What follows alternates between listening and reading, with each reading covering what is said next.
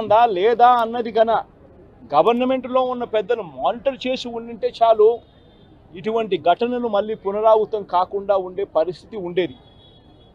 కానీ అన్ఫార్చునేట్గా ఏం జరుగుతూ ఉంది, వీళ్ళ ప్రభుత్వం వచ్చిన తర్వాత గత 3 నెలలుగా ఏం చూస్తూ ఉన్నాము అని అంటే వీళ్ళు గవర్నెన్స్ మీద ధ్యాస లేదు. వీళ్ళకు ప్రజలకు సూపర్ 6, సూపర్ 7, సూపర్ 10ల పేరుతో వాళ్ళు ఇచ్చిన మాటల మీద వీళ్ళకు ధ్యాస లేదు.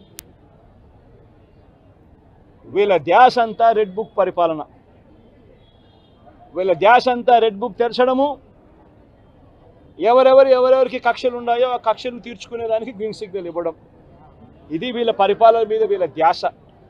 వీళ్ళు పెట్టాల్సిన ధ్యాస ఇటువంటి రిపోర్ట్ల మీద, ఇటువంటి కంప్లైంట్స్ మీద, ఇటువంటి ఘటనల మీద ఎవరెవరు ఏమేం చేయాలి అని చెప్పి ప్రోటోకాల్ ప్రకారం జరుగుతూ ఉందా లేదా, ఇవన్నీ జరుగుతున్నాయా లేదా అని చెప్పి చూసుకొని గవర్నెన్స్ రెగ్యులర్గా పాలసీ రెగ్యులర్గా జరిగి ఉంటే ఈరోజు ఫ్యాక్టరీస్ పరిస్థితి ఇలా ఉండేది కాదు. ఈరోజు ఈ కార్మికులు చనిపోయి ఉండేవాళ్ళు కాదు. ఈరోజు స్కూళ్ళు బాగుపడి ఉండేటివి. ఇంగ్లీష్ మీడియం టోఫుల్ 3వ తరగతిలోనే టోఫుల్ పీరియడ్ తీసుండేవాళ్ళు కాదు. నాడు నేడు కొనసాగుండేది. గోరుముద్ద కార్యక్రమం బాగా జరుగుతూ ఉండేది. ఇవన్నీ కూడా జరుగుతూ ఉండేటివి. ఒకవైపున స్కూళ్ళు నాశనం అయిపోయాయి, మరోవైపున హాస్పిటళ్ళకి సంబంధించి జనవరి నుంచి రావాల్సిన బిల్లులు, జనవరిలో బిల్లులు ఏదైనా ఉంటే ఫిబ్రవరిలో ఆ బిల్స్ ప్రాసెస్ చేస్తారు, మార్చిలో ఆ బిల్స్కి సంబంధించిన పేమెంట్ని క్లియర్ చేస్తారు.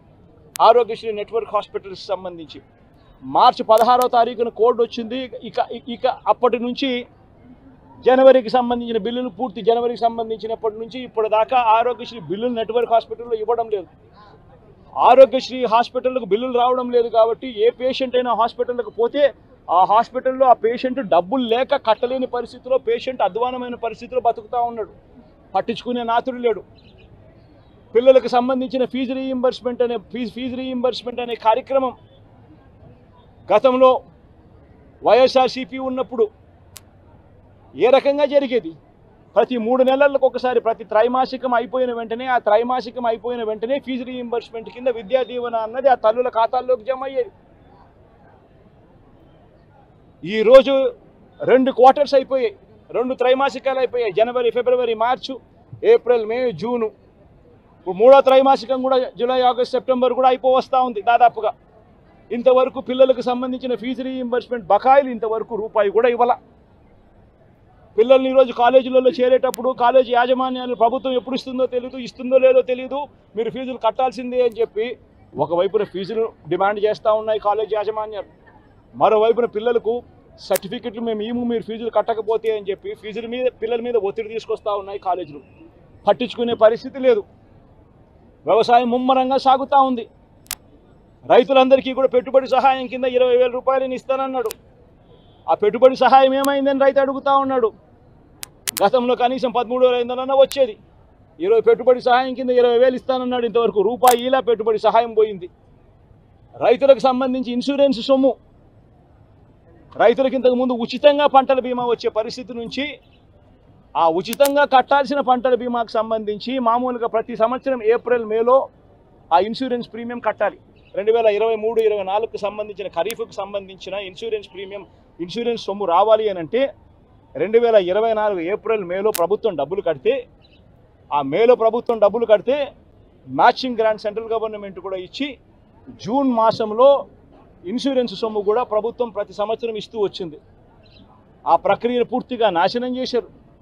ఇన్సూరెన్స్ సొమ్ము కూడా రాని పరిస్థితిలో ఈరోజు రైతన్న ఉన్నాడు. ఆలగడ్డ పట్టణంలో ఆర్టీసీ బస్ స్టాండ్ డెవలప్ చేస్తుంది ఎవరు అంటే చిన్న పిల్లల నుంచి కానీ ఎవరు అడిగా కూడా చెప్పడం జరుగుతుంది. ఈ ప్రాంతంలో ఆర్టీసీ బస్ సర్వీసుల దగ్గర నుంచి కానీ, ఆర్టీసీ బస్ స్టాండ్ కానీ ఎక్కడైనా ఏదైనా పని జరిగిందంటే గతంలో శోభా నాగిరెడ్డి గారు ఉన్నప్పుడు జరిగిన పనులు, ఉమా నాగిరెడ్డి గారు ఉన్నప్పుడు జరిగిన పనులు, మేము ఉన్నప్పుడు జరిగిన పనులే తప్ప ఈ వైసీపీ నాయకులు అధికారంలోకి వచ్చిన తర్వాత ఏ ఒక్క పని కూడా చేయలేకపోయినారు. ఆర్టీసీ బస్ స్టాండ్ల కోసం కానీ లేకపోతే బస్సుల కోసం కానీ. గత 5 సంవత్సరాల్లో వైసీపీ నాయకులు అధికారంలో ఉన్నప్పుడు ఒక్క బస్ సర్వీసులు కూడా పెరగడానికి అవకాశం లేకుండా పోయింది.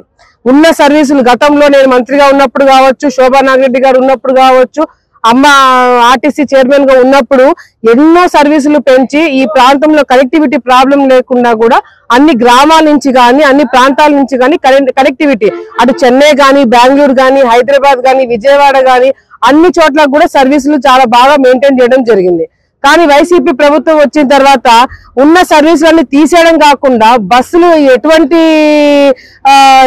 ఎక్కడికి పోయినా కూడా రిపేర్లు రావడం, యాక్సిడెంట్లు జరగడం, ఇట్లా చాలా కంప్లైంట్లు కూడా ఆర్టీసీ తరపు నుంచి కూడా రావడం జరిగింది. అంతేకాకుండా ఆర్టీసీలో పనిచేస్తున్న ఏ ఒక్కరికి కూడా న్యాయం జరగకుండా 5 సంవత్సరాలు కూడా చాలా ఇబ్బంది పెట్టే కార్యక్రమాలు గత 5 సంవత్సరాలు చూసినాం. నేను మంత్రిగా ఉన్నప్పుడు నేను ఇందాక బస్టాండ్ లోపలికి వస్తున్నప్పుడు కూడా అటు సామాన్య బస్సులో ఎక్కిపోయే ప్రయాణికులు కావచ్చు, లేకపోతే మీడియా మిత్రులు కావచ్చు, స్టాఫ్ కావచ్చు, అందరూ కూడా అమ్మ మీరేసిన రోడ్డే ఇది, మీరు ఇప్పించినవే ఇవి, మీరు వేయించిన బాత్రూంలో ఇవి, మీరు కట్టించినవే అని చెప్పి ప్రతి ఒక్కరు కూడా చెప్పడం జరుగుతుంది. కానీ ఈ 5 సంవత్సరాలు మేమేదో చాలా గొప్పగా చేసుకున్నామని చెప్పుకునే నాయకులు, వైసీపీ నాయకులు ఏ ఒక్క పని కూడా చేత కాలేదు, చేయలేకపోయారని కూడా చాలా స్పష్టంగా అందరికి కూడా అర్థమైంది. ఇప్పుడు మేము వచ్చిన తర్వాత నేను గతంలో డిఎం గారిని పిలిపించుకొని మాట్లాడడం జరిగింది, ఈడీ గారితో మాట్లాడడం జరిగింది, అదే విధంగా మిగతా అధికారులందరితో కూడా మాట్లాడడం జరిగింది. ఈ ప్రాంతంలో బస్ సర్వీసులు ఇంకా పెంచాల్సిన అవసరం ఉంది. గత ప్రభుత్వంలో అన్ని తీసేయడం జరిగింది. మన ప్రభుత్వం వచ్చిన తర్వాత, ఇప్పుడు తెలుగుదేశం పార్టీ ప్రభుత్వం వచ్చిన తర్వాత, మేము గెలిచిన తర్వాత కూడా ఈరోజు పై లెవెల్ నుంచి కింద వరకు కూడా అందరూ కూడా సర్వీసులు పెంచే విషయంలో కావచ్చు, డ్రైవర్ల విషయంలో కావచ్చు, యూనియన్ విషయంలో కావచ్చు, అదే విధంగా ఈ బస్ స్టాండ్ లో కావాల్సిన ఫెసిలిటీస్ కావచ్చు, అన్ని విధాలుగా కూడా మేము ఇన్ఫర్మేషన్ తీసుకొని కూడా ఈరోజు ప్రభుత్వం తీసుకెళ్లిన వెంటనే అన్ని పనులు కూడా జరుగుతున్నాయి. నేను మీ అందరూ మీడియా మిత్రులు కూడా తెలుసు, గెలిచిన తర్వాత ఏ విధంగా అధికారులను కూర్చోబెట్టుకొని మీటింగ్ పెట్టుకోవడం జరిగింది. దాని తర్వాత ఇప్పుడు మరి విజయవాడకి 2 బస్ సర్వీసులు ఈరోజు నైట్ సర్వీసులు స్టార్ట్ అయినాయి.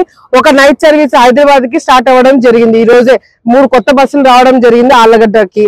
అదే విధంగా ఇంకా కొన్ని సర్వీసులు పెంచాలని చెప్పి కూడా నేను డిఎం గారితో మాట్లాడడం జరిగింది. ఏదైతే హైదరాబాద్ కి పొద్దున పూట సర్వీసులు ఒకటి పెట్టాలని చెప్పి కూడా మాట్లాడడం జరుగుతుంది. బెంగళూరుకి నైట్ ఒక సర్వీస్ ఉంది, ఇంకొక సర్వీస్ పెంచాలని చెప్పి కూడా మరి మాట్లాడడం జరుగుతుంది. ఇంకా ముఖ్యంగా స్కూల్ పిల్లలకి ఇబ్బందికరంగా లేకుండా ఉండడానికి అన్ని గ్రామాల్లో కూడా ఎక్కడెక్కడైతే బస్సులు వెళ్తున్నాయో కూడా రోడ్ల విషయంలో కావచ్చు, లేకపోతే సర్వీస్ విషయంలో కావచ్చు, ఎక్కడైనా తీసేసా టైమింగ్స్ డిఫరెన్స్ ఉన్నా కూడా వాళ్ళతో మాట్లాడి వెంటనే చర్యలు తీసుకోవడం జరుగుతుంది.